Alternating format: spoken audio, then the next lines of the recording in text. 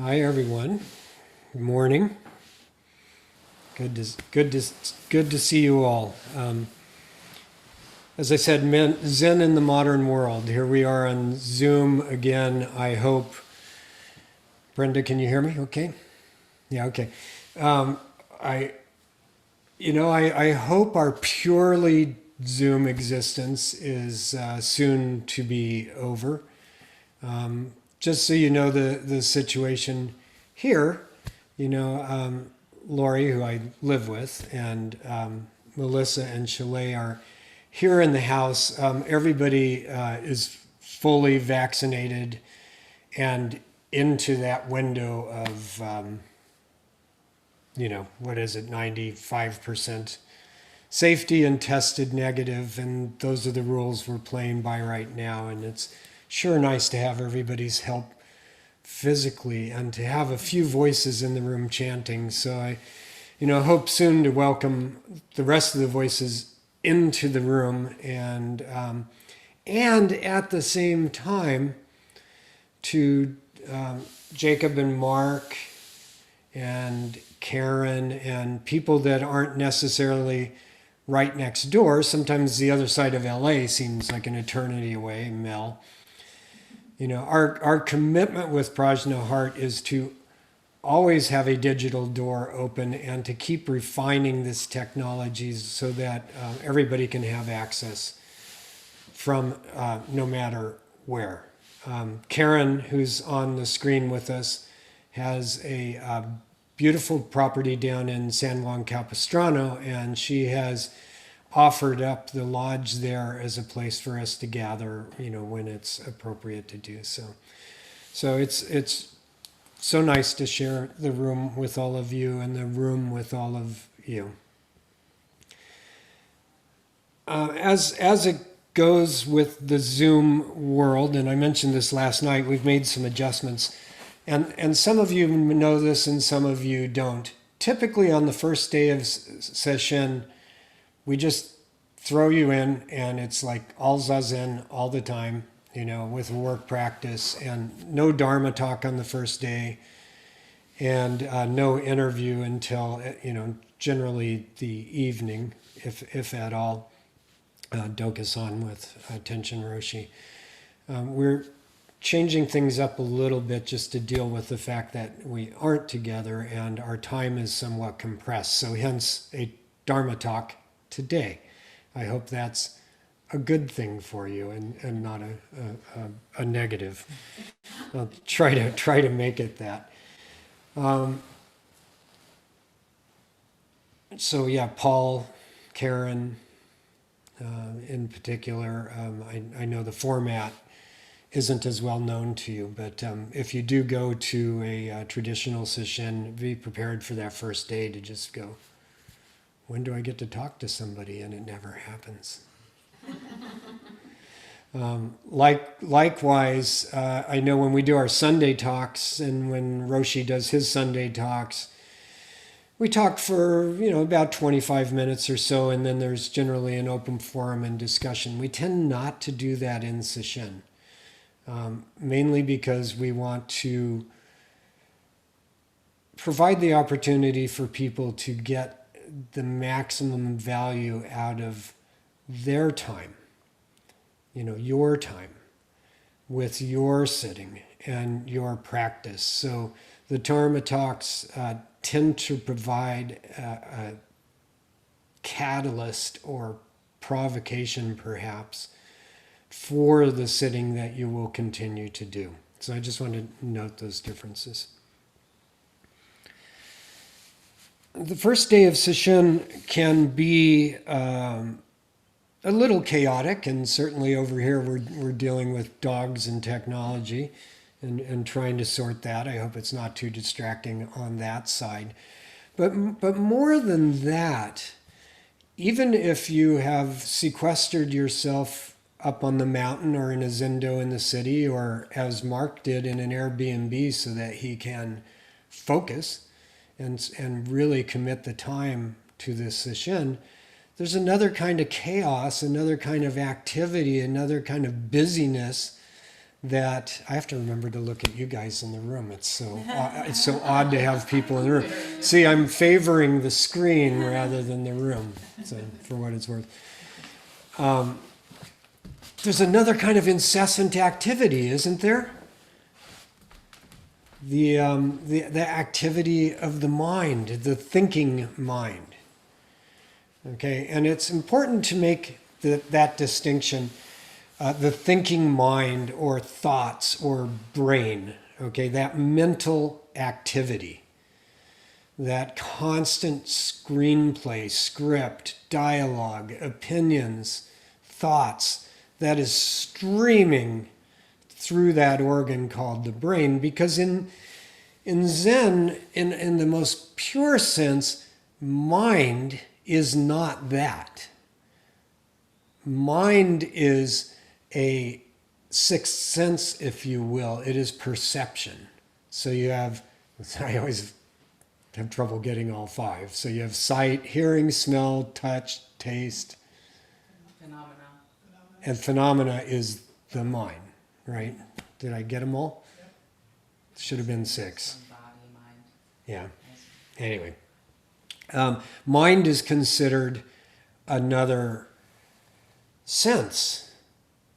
But it's mind in the sense of total perception of the world around us. And that is the result of our practice.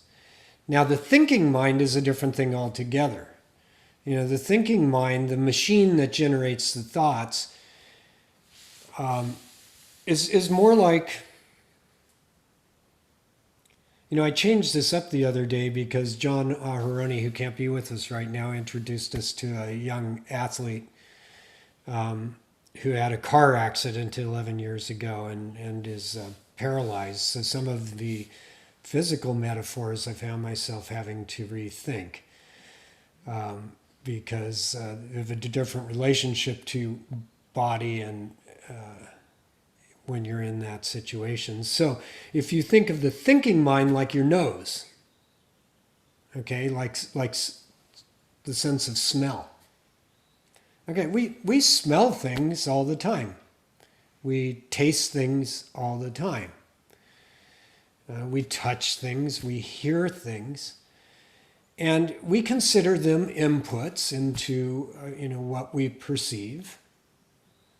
But we don't necessarily, and I know that this could sound like a metaphor, but we don't necessarily follow our smell or our nose. We don't follow our nose around, our smell, letting it determine our lives.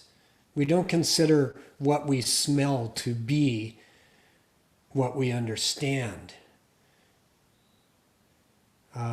Sometimes I talk about the bicep, right? You know, the muscle is really good for lifting things, but we don't spend our lives following our bicep around, just doing whatever our bicep tells us to do. Yet, for some reason, we cede that authority to thought. We cede that authority to our thinking mind. We allow our thoughts to determine our emotional state and what we do and how we react to things. We tend to, especially in the Western world, see thought as reality. Now, some of you have been practicing long enough that you've pierced completely through that or begun to see beyond that. But that's a first stage of, oh, wait a minute. Those are just thoughts. They're just thoughts. They're not necessarily reality. And at some point, whether it's on day 1 or day 4035, we see that those thoughts are not who we truly are. And when we see that, we recognize that there's a choice as who we truly are, to respond to those thoughts, to use those thoughts, or not. Because they're not us. They're not our true self. But on the first day of Sesshin, we've, tried to put everything aside in our work life and our family life. We've tried to, clean everything up and batten down the hatches so we can go on retreat, as, some people call it. And we find that there's no retreat at all from this machine going, did I get it all done? Wait a minute, what about Sunday afternoon? What about Monday? Why am I doing this? How can I possibly put this time aside? Now, I think you probably have all experienced that at some point this morning, right? The mind's going, or maybe it's more like a jackhammer, whichever it is of those. I'm getting smiles and laughs in the room, and I see some smiles over there too, right? Don't fight it, okay? Because often we come into this idea of Zen or this idea of meditation or even this idea of Sesshin that we're going to just drop into this zone and it's all going to be Om. The Om zone. And so then the thoughts start happening and we start fighting them. They're like, I'm not supposed to be doing this. That's not what I'm doing here. This is Sesshin. This is Zazen. And we start fighting it, and we start fighting it, and we start fighting it. It's a little bit like fighting the news of a president you don't like. Right? The more you focus on it, right or left, it doesn't really matter. Right? People did this with Obama. People did it with Trump. You can guess where I was on this, but we won't go there right now. The more you struggle against something, the more power you give it. The more you fight something, the more real it is. So here's one way to think about dropping into Sesshin. And this is also why those of you that have committed the time and been here, you will just get more benefit than those who are going to come and go. And there's no judgment in that. It's just what people are able to do and what they can commit. Because by spending the time, by investing the time, by sitting multiple periods, by doing work practice in the way that Jacob described it and Laurie described it, we give this machine, that thinking mind, these thoughts, we give them a chance to settle. We don't fight them. We note them. We count them if we're counting breaths. We count breaths, we reset to 1. We note it and we reset to 1. But it's just like, oh, there you are again. There you are, thinking mind. Oh, there you are, thought. There you are, anger. Whatever it is. And just smile and let it be. Because if you put in the time, today or tomorrow, it will settle. And the less you fight it, the more quickly it will settle. So think of it like water sloshing in a bowl. I may be stealing this from my Maizumi Roshi. Laurie's nodding her head. I would love to claim it as my own. I thought it was my own, but evidently it was a master far before me. Anyway, think of it as water in a sloshing bowl. How do you stop the sloshing? Right? Okay, now really, put your hands out and think about this, right? You got a bowl of water and it's sloshing. Now try to actually stop it, right? And before you know it, it's like spilling all over the place. Versus just either holding the bowl as calmly as you can or just setting it down. And that's a wonderful approach to Sesshin. Just set the bowl down. Let things settle. And see what's there when things settle.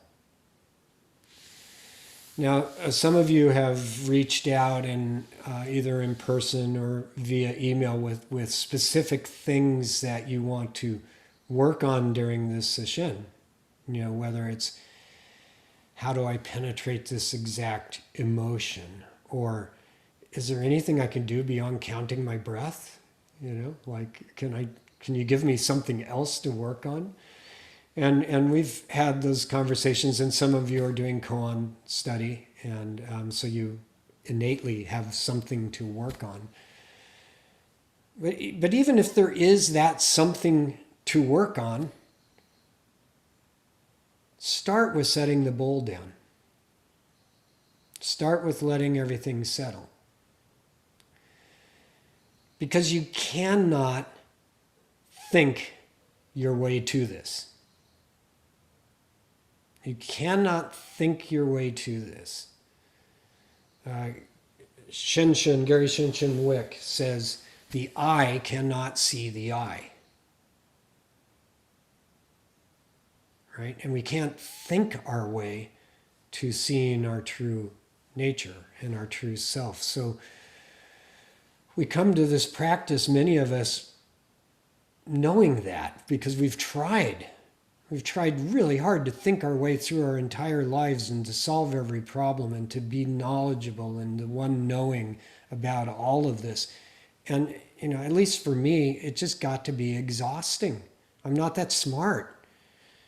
I'm pretty smart, but not that smart.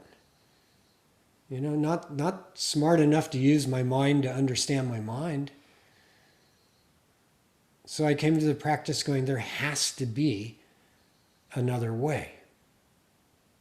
There has to be another way. So I want to turn to case 32 of the Book of Equanimity. It's called Kyozan's State of Mind. This one is so rich if you're a writer or a musician or poet. Listen to this preface. The ocean is the realm of the dragon, who sinks and emerges with tranquil sport. Heaven is the home of the crane, who flies and calls in perfect freedom. Why does an exhausted fish remain in the shallows, or a sluggish bird live among the reeds? Is there any measure of gain or loss to be made of this?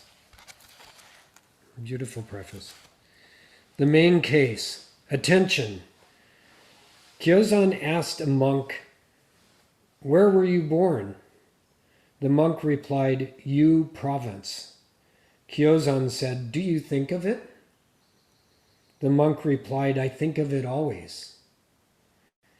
Kyozan said, "Subjective thought is mind. Objective thought is the environment. Therein, there are such things as mountains, rivers, the great earth, towers and buildings, people and animals. Reflect upon the mind that thinks. Isn't something there?" The monk says, "As far as that, I don't see anything at all." Clever monk. Kyozan said, "As a belief, that's all right. As a person, that's not all right." The monk said, "Osho," which is an honorific, essentially means priest. "Osho, do you have any particular instruction?" Kyozan replied, "To say I have something particular or not misses the point.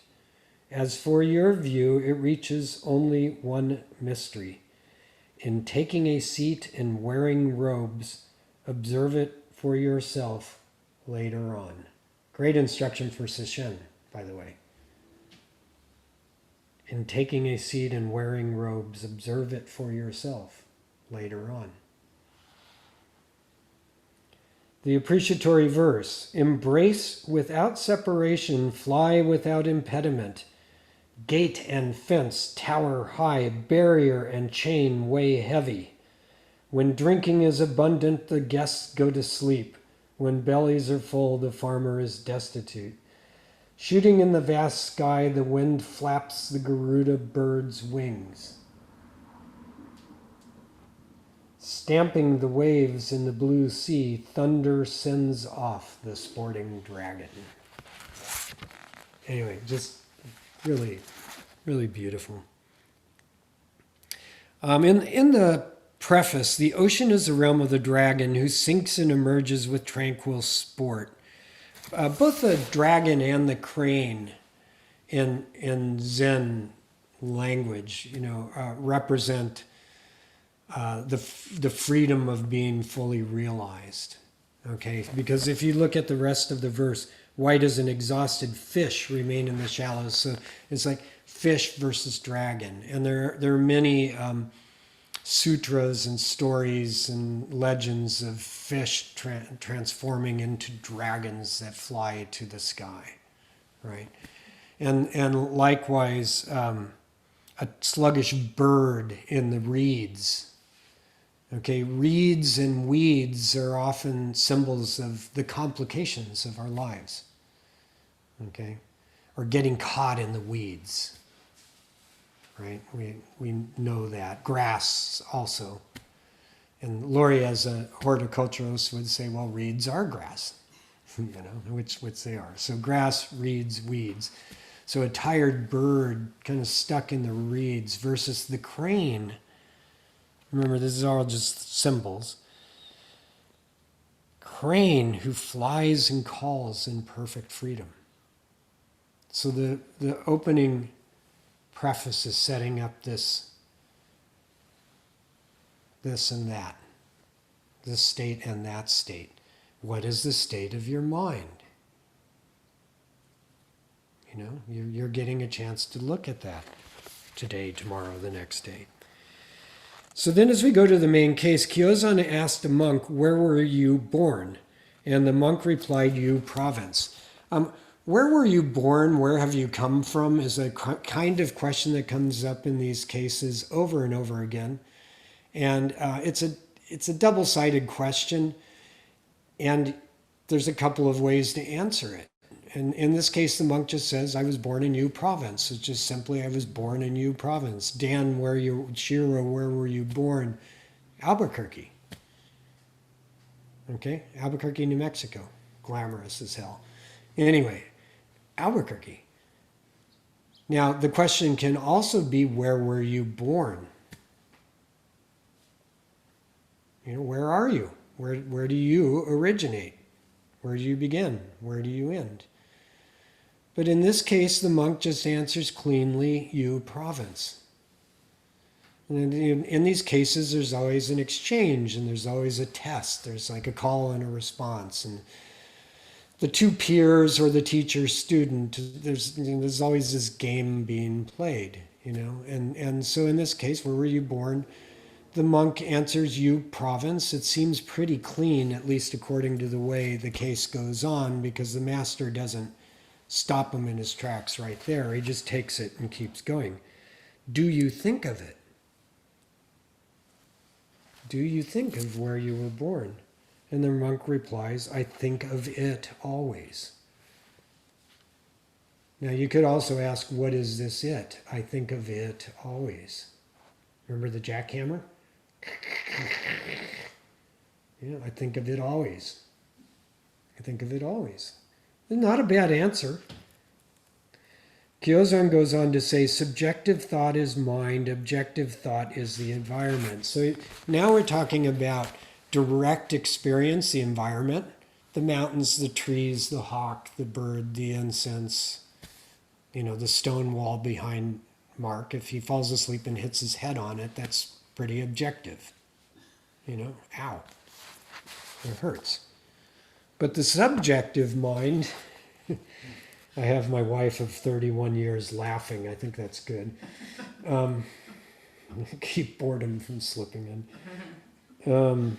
Subjective thought. Subjective thought is, I don't know, Mark, whether you think that wall's attractive or not, but, that becomes subjective thought. Like, I paid this much money for this Airbnb and this is the wall I get?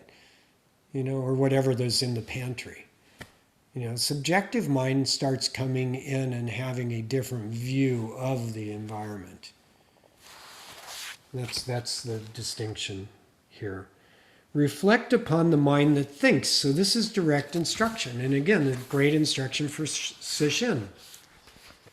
Paul, it goes directly to your question. Reflect upon the mind that thinks. Isn't there something there?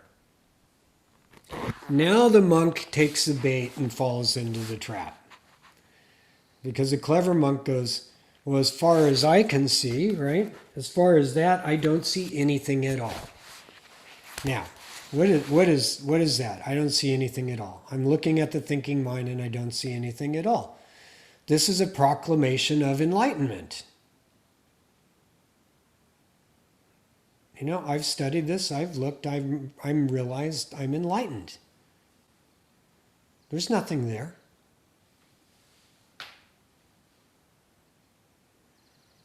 And now the master lets the trap snap. As a belief, that's all right. As a person, it's not all right. Now, this is a side of Zen that you hear me return to, and Roshi and pretty much everybody, return to over and over and over again. Right? Anybody that's teaching this or studying it. I'm enlightened. I've seen it. La la la la la, So what? How does it manifest? As a belief, that's fine. There's no thinking mind, there's no thoughts. As a person, that's not all right. You've already verified for me that there's a thinking mind and it's highly active. You ever going to stop that mind? Truly stop that mind? The thinking mind? Stop that train of thoughts? No. So to deny its existence is to get stuck in this idea of enlightenment. And there's koan after koan, case after case, whether it's wash your bowls or, any number of the other ones, it's like, okay, good, move on, drop it. So just as we drop our awareness of thoughts, or we don't drop our awareness of our thoughts, we drop the thoughts when we are aware of them, we let them settle in the bowl. We also have to let go of this notion of enlightenment to function as an enlightened person in the world. Tricky that, right? To function as an enlightened person in the world, we have to drop the very notion of enlightenment. And this is the heart of Zen. This is the heart of Zen. You see it? You got it? Wow! Smack. Rishi told me a story that he went into Maizumi and shared his enlightenment, one of his enlightenment experiences, and Roshi said, a drunk could have thought that.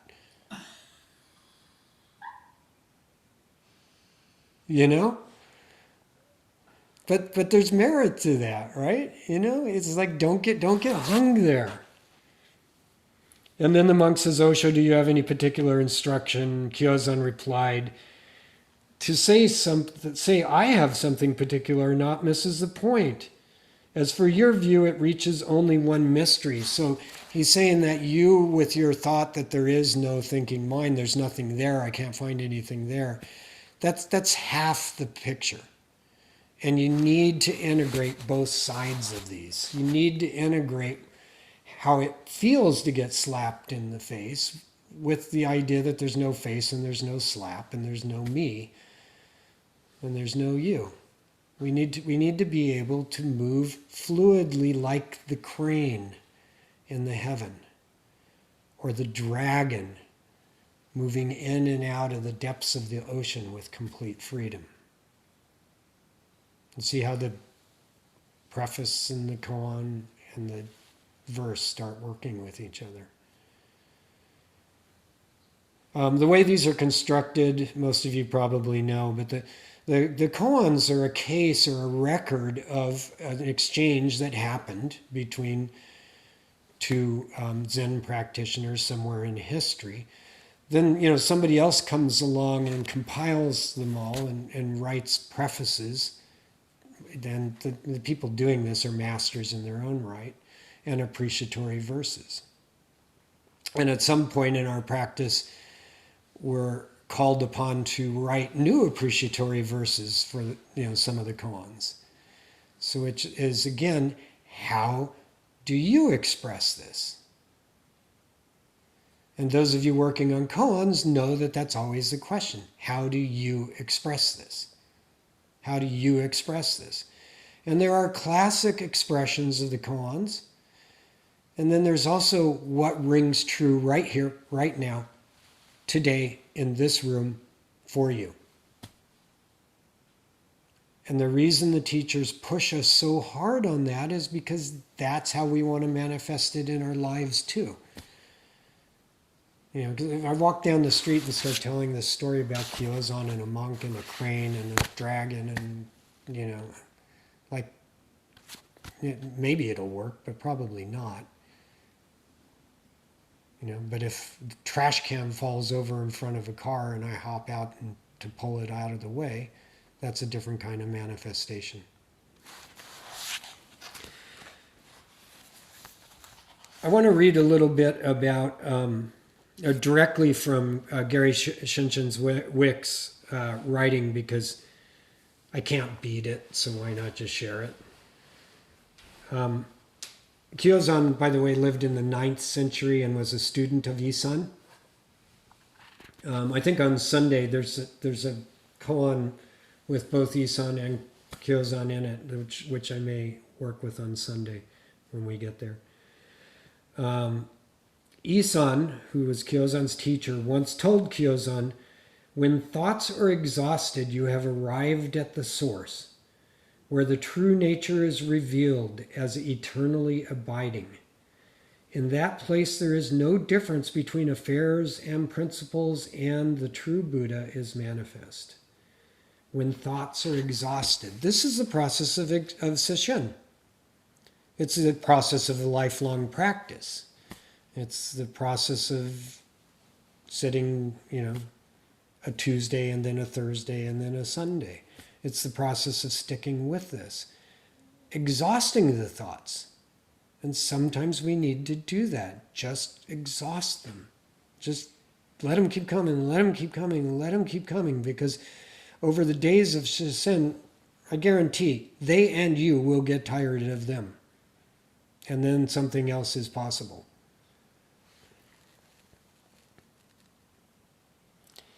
What is the place Isan is talking about? To reveal it, we have to exhaust our thoughts.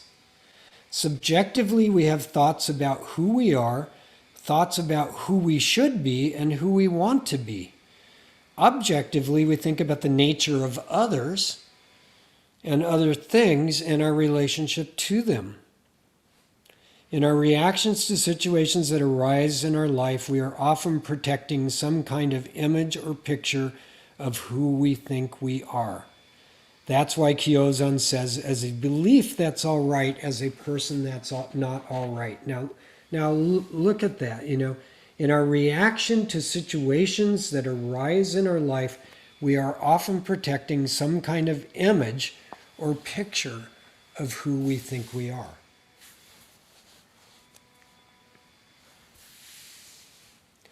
In book club on Tuesday evening, Galen brought up this question of credentials or pedigree, which Tenshin Roshi also talked on last Sunday, and how they can be a good tool and how they can be a trap. This is another form of thoughts or beliefs about who we are or who we think we should be, and how others should respond to us and how the world should respond to us. And boy, if you want to look at the source of suffering, dive into that word should. Because should is suffering. I mean, think about it. When do you use should? I should have done this. Right?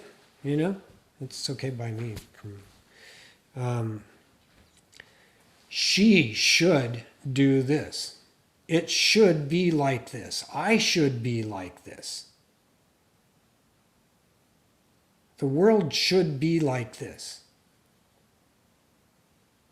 You know, as soon as that should comes in, we're definitely not in the present moment with direct experience, but we're also judging. There's also a lot of judgment in that word. A lot of judgment in that word. So I should, you know. I'm a priest, I'm a teacher, I have a certain color rakusu, I'm a man, I'm a woman, you know, I'm white, I'm not white, you know, I'm a Buddhist. I study Zen. This is the way it should be. You know, and we get caught in those beliefs. We get caught in the belief that there are no thoughts, or there should be no thoughts. And we start creating this picture or this illusion of what it is to be enlightened. And it's a big trap. Because all of a sudden we're not reacting to what is right here, right now, in front of us, seen through these eyes, heard through these ears, touched with this skin. But we're reacting to what it's supposed to be, or what we believe it's supposed to be.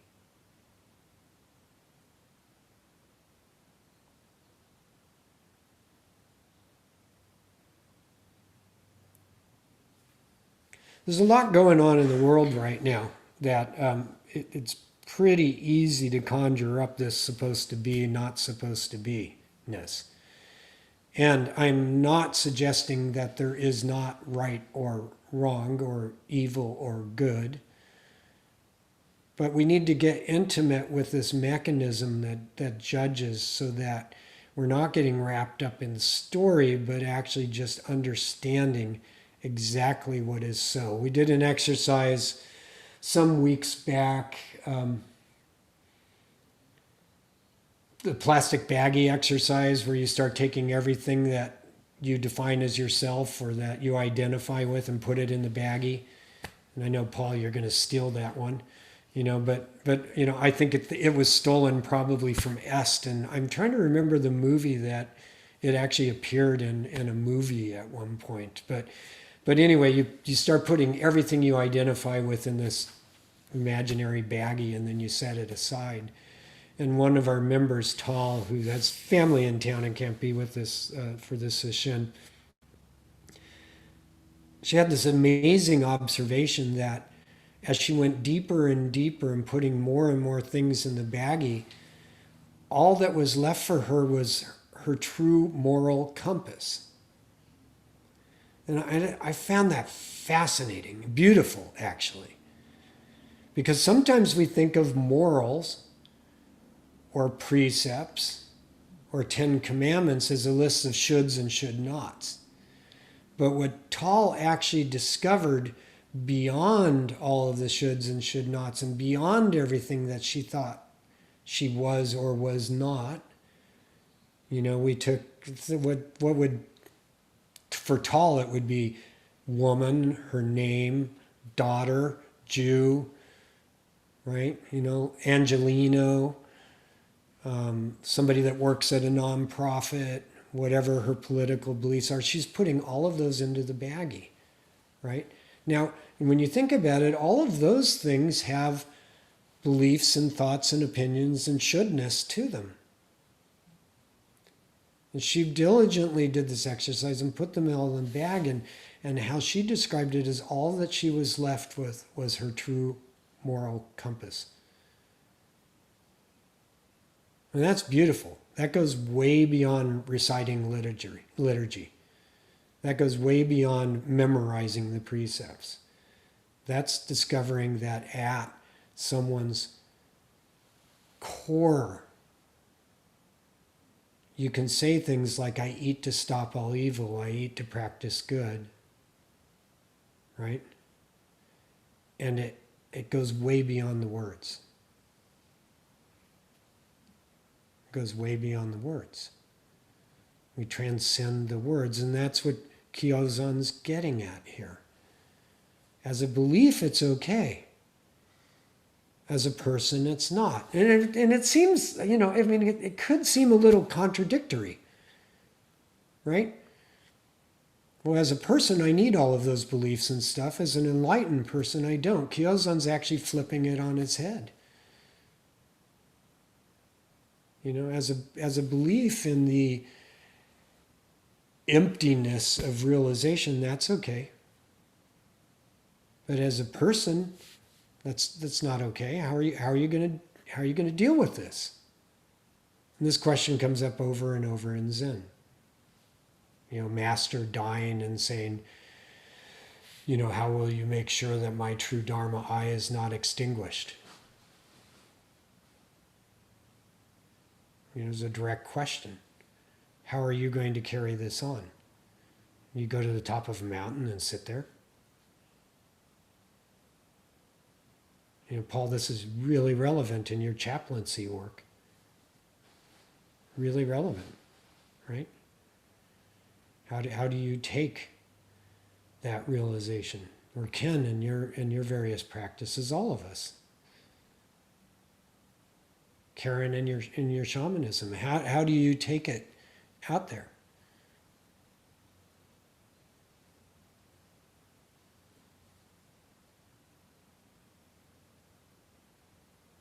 And so in Sesshin, we have this opportunity to keep diving deeper into this.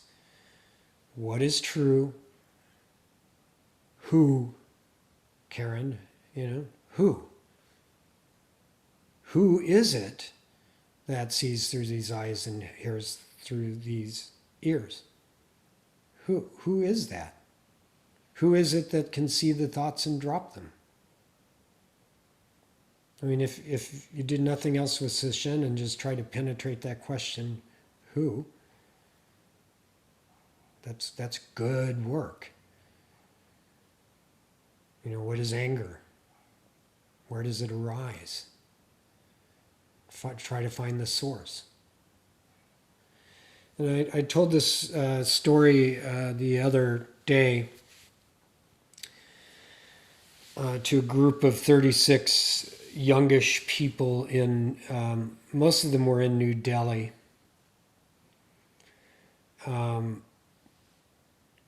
Speaking of wanting the world to be a different way, I'm sure you've been following the news with, the surge going on in India right now. It's just getting worse. 1 in 3 people testing positive, and people sharing hospital beds even though they're not related, and oxygen running out. And in one case, a hospital oxygen piping system was ruptured and 22 people died. 22 people died because they were on ventilators, and the ventilators were receiving no oxygen. I was on this call. I joined this call early in the morning, so it was evening New Delhi time. And as part of the Zoom, the person leading the call asked everybody just to put in the chat window how they were feeling. And there's a lot of deep worry and concern and fear, and well-founded. And without any warning, the leader of the call asked me to share a few words from a Zen perspective of guidance to these young people. And, I signed up for this. That's why we're here. And it's good practice. How do you answer on the spur of the moment? The koan I just mentioned of how will you keep my true Dharma I from being extinguished, as a monk says, how is that possible? Which again is like the one we just talked about, a good Zen answer. But the master comes back and goes, no, when somebody asks you, what will you say? not a Zen response like, well, it's not possible to extinguish the true Dharma. What will you say when somebody says, what is this? And so I was asked to give some word of guidance to these people who are in a lot of suffering and fear and pain. Many of them who have lost in the last few weeks direct family members. And I related the story of some work I did with Harlem Children's Zone back in New York City, and I had a conversation with a woman there that came from a different religious and philosophical perspective. And I was talking about emotions. There are pure emotions that just naturally arise. Anger being one of them, fear being one of them, joy and love being others. And then there's the story we tell about them. Here comes the thinking mind again. Right? From a Zen perspective, feel the anger. Shout out and yell if you need to. Understand the fear. You know, fear is a pretty useful tool. But when you start thinking your way around fear, it can quickly turn into dread. And when you start thinking all around anger, it can become hatred pretty quickly. When you don't feel it and move on. And you know, this is the guidance I tried to give, and it's very delicate because you know you don't want to tell people that just lost a parent that like, hey, it's okay, home, you know. And also they're coming from a very deep, many of them, spiritual tradition of Hinduism, which has its own frame of reference and own language.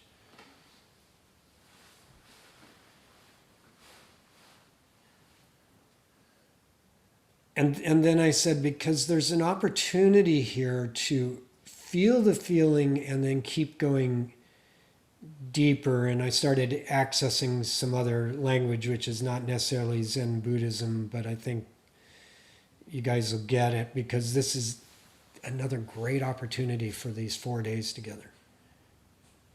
Is to keep going deeper into the center, to find the source of anger, find the source of you, find the source of fear, find the source of thinking. If you really keep going with that, throwing things in the baggie, you can end up in this space of the Enso, you know, the Zen circle, which is complete and empty at the same time. And in that space resides the true self, the true nature as we call it, or the soul, the light, or God, as it might be described in the Hindu culture. And Zen can give us access to that. On the one hand, it can relieve anxiety and give us freedom from the thinking mind so that we treat it like our nose rather than our life. And there's just a certain functional peace and tranquility that comes to that. It's like, oh, I'm angry and I can use it or not. Right? There's a certain functional aspect to Zen that's wonderful. We can sleep better. And then there's this place that we can touch that is infinite, that connects us to everybody in India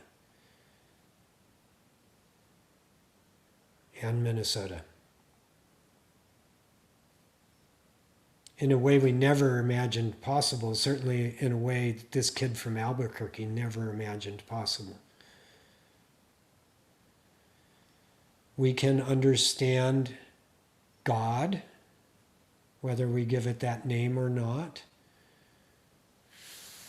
My brother is a Christian pastor outside of Atlanta, and for many years there was a huge wall between us. My Zen practice allowed me to tear down that wall. Not to tear it down, just to penetrate it. All of a sudden there was no wall, and I could see what he was doing. I could see Jesus and God. And Chalet, you have a Catholic background. Most of us come from some sort of Judeo-Christian background. You know, it's just like our thoughts. Don't run away from them. Don't try to shut it down. You know? What does our practice teach us about those traditions and about our other family members, and how can we connect with Texas? It's so much fun to know most of you so well that we can just pull up little things. Melanie has family in Texas, just for those of you that know. And so does this Mel. Yeah. Mel and Mel. Funny. Yeah. So take this opportunity of Sesshin. Take this opportunity. We often say, you know, don't waste it. You know, practice like there's a fire burning on top of your head. Do not squander your life. There's all kinds of severe and dramatic language around it. But really, you've set aside the time. You know, don't just party with the thinking mind. Thinking mind is going to be there with a beer going, hey, come on, have a beer. Hey, I got a story to tell you. The thinking mind is always there with that beer or whatever it is for you. You know, going, hey, buddy. You know, hey, Brenda. This is boring. We got other things to think about. You know, you can party later. That mind is always there. Use this time that we've set aside to go, yeah, not right now, later. And really that quality of Zazen, that quality of counting your breath or working on a koan, that quality of sitting and looking at everything that arises, that gentleness, that bit of humor can serve you really well, especially in Sesshin. Because there may be moments where you're like, I'm out of here, where's that beer? Wait, you know, I'm out of here. You know, have a sense of humor about it and go, oh yeah, there she is again. God, she's always trying to pour that glass of red wine. You know? She's always trying to drag me off to the movie. You know? Netflix is not going anywhere. You know? The refrigerator's not going anywhere.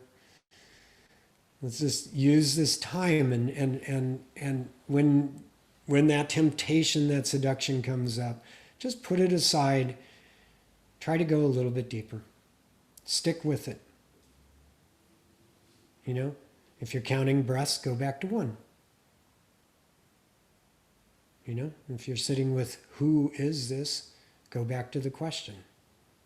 If you're wondering how to penetrate anger, go back to that.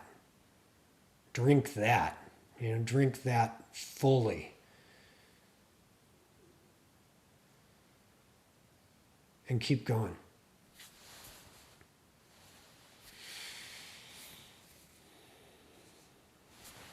I'll look at the book to just see if there... Oh yeah, there was one other thing. Because the alternative is... By the way, the Book of Equanimity, you know, the commentary by Sesshin, Jacob, I'm sure you know this. It's just wonderful. I mean, and Brenda, I don't know if you know it as well, but the commentary in this book is just wonderful. Good writer, good perspective.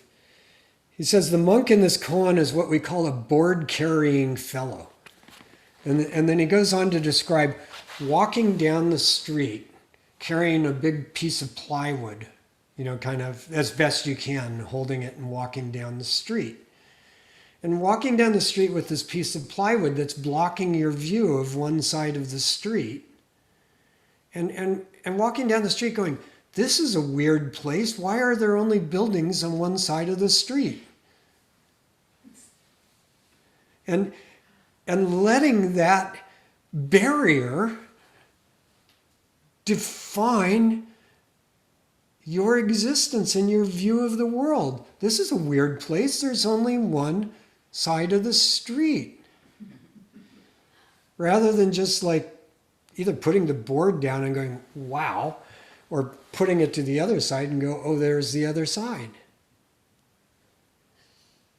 And that's the great gift of this practice. Who's the plywood here? What is a sheet of plywood that keeps us away from seeing it all?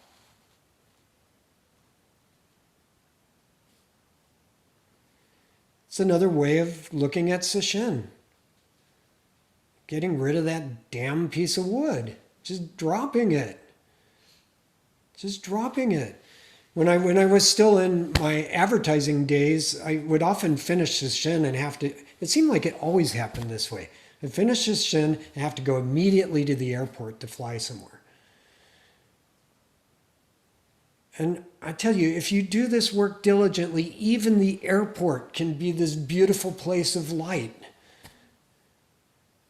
You look around, and now this is going to sound very woo-woo, but you look around and you can see that there are other people that see. And there are other people carrying around that piece of plywood.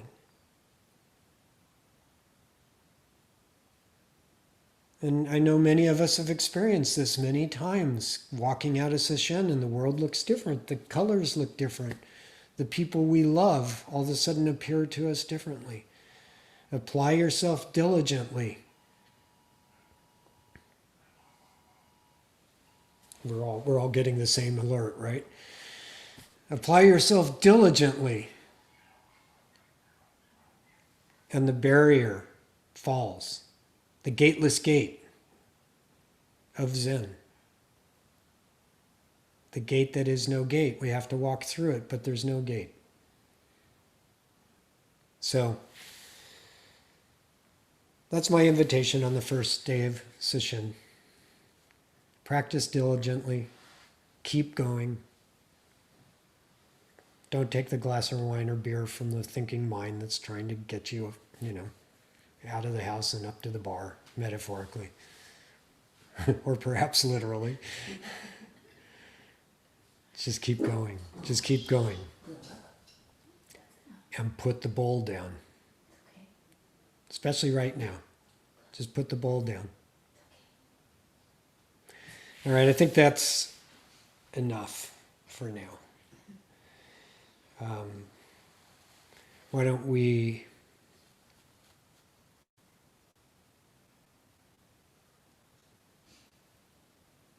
Three vows, right? Yes?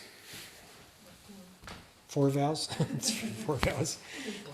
3 or 4. Let's do 4 vows.